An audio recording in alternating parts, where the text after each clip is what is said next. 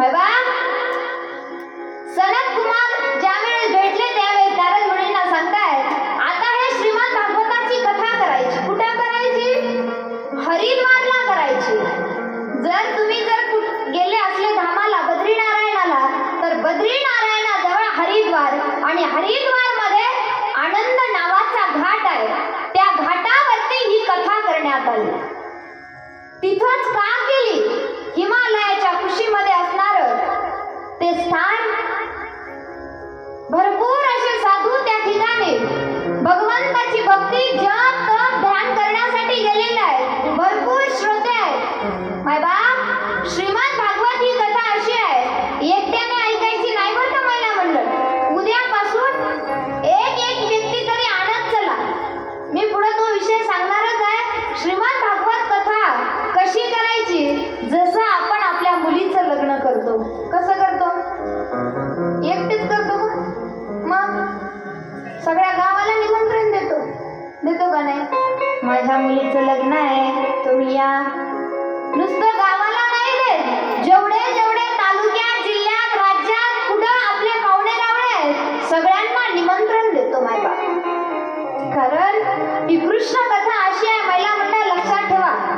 तुमचा जर काही नवस असेल, तो नवस भगवान गोपाल कृष्ण या कथेमधून पूर्ण करतो बरं का. राजा परीक्षितीचा नवस होता, मला जन्म मृत्यूच्या फेऱ्यातून देवा तुझ्या तत्वाला प्राप्त कर. नारद मुनींचा नवस होता, देवा ही जी भक्ती आहे, या भक्तीची जी 2 मुलं आहेत यांना तरुण कर. मायबा सनत कुमार ज्यावेळेस कथा सांगू लागले, भगवान गोपाल कृष्णाचं भजन सुरू झालं आणि वृंदावनामध्ये राहणारी भक्ती आणि तिची 2 मुलं, असा चमत्कार झाला. भागवत सुरू झालं. श्रीमद भागवताची कथा सनत कुमारांनी सांगायला सुरू केली. सुरू केल्याबरोबर भक्ती आणि तिचे 2 मुलं तरुण झाले आणि भजन करायला लागले. आपण करायचं भजन महिला मंडळ, सगळ्यांनी गोड करायचं. जिला नृत्य करायचंय तिने नृत्य करा, जिला नृत्य करता येत नाही तिने उंच हात घ्यायचे, खाली खाली नाही घ्यायचे बरं का. कारण मी सांगत असते, टाळी या जन्मात जर आपण भगवंताने हात दिले कशासाठी? देवे दिला देह भजन गोमटा, किंवा दिले इंद्रिय हात पाय कान, कशासाठी दिले? डोळा मुख बोलाया वचन. याही पुढे जाऊन बोलू. ज्या ज्ञानोबारायांच्या पावन क्षेत्रामध्ये ही कथा चालू आहे मायबाप, त्या ज्ञानोबारायांनी ज्ञानेश्वरी लिहिली. ज्ञानेश्वरी लिहित असताना ज्ञानोबाराय सांगतायत, परमार्थ कधी करायचा? टाळी का वाजवायची ऐका. हात होती खुळे, जर तुम्ही या जन्मात हाताने टाळी वाजवली नाही तर पुढच्या जन्मात आपले हात खुळे होतील. देवाला का जायचं? देवाची मूर्ती का पाहायची? ऐका. दिठी जवाहे तव पहावे ते तुले पाहे, मुकत्वा आधी वाचा वाहे सुभाषिते. बाबा जोपर्यंत दृष्टी आहे तोपर्यंत भगवंताचं रूप पाहावं, जोपर्यंत बोलता येतंय तोपर्यंत भगवंताचं गुण गान या मुखाने बोलावं, आणि जोपर्यंत सुंदर असा देह आहे, हात आहे पाय आहे, तोपर्यंत भगवंताची करता येईल तितकी सेवा करून घ्या. परत हा जन्म नाही मायबाप. म्हणून सगळ्यांनी जसं सनत कुमारांनी भजन केलं तसं आपण पण करायचं. सगळे ऋषी मुनी त्या ठिकाणी त्या भजनामध्ये तल्लीन होत होते, नाचत होते, तसं आपण सुद्धा ते भजन करायचं मायबा. सगळ्यांनी तल्लीन व्हा आणि या भागवत कथेचा आनंद घ्या.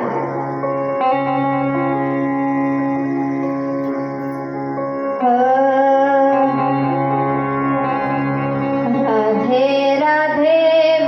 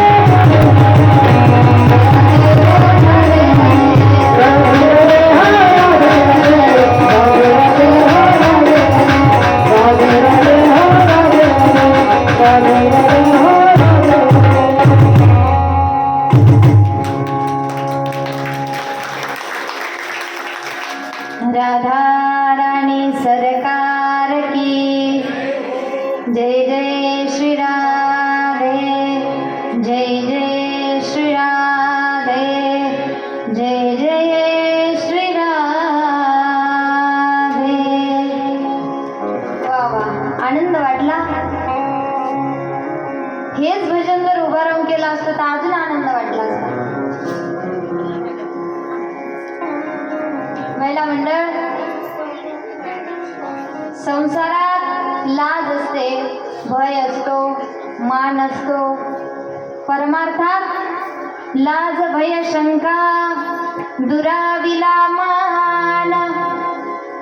अहो, श्रीमद भागवतामध्ये पहिल्या महात्म्यामध्ये गुरुवर्य परमपूजनीय जंगले शास्त्रीजी महाराज वर्णन करतायत. माझी मीराबाई किती तल्लीन झाली भक्तीमध्ये. जगाने मीराबाईला त्रास दिला.